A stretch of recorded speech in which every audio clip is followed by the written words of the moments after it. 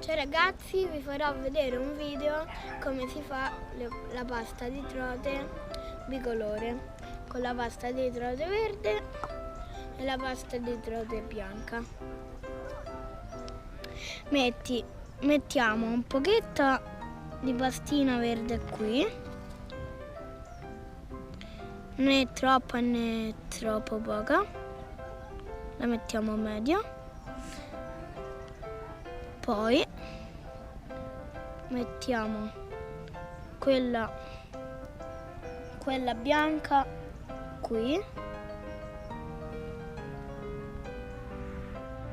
poi prendiamo il lamo, lo mettiamo qua, né troppo qua né troppo qua né troppo qua né troppo qua al centro.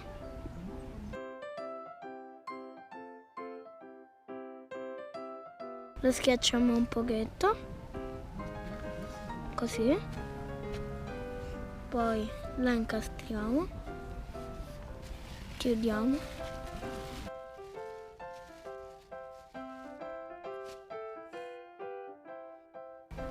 così, apriamo e la levi.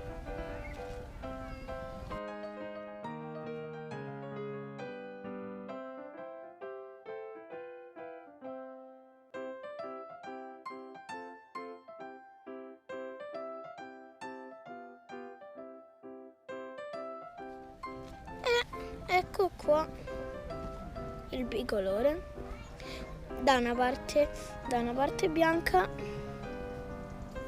da una parte verde.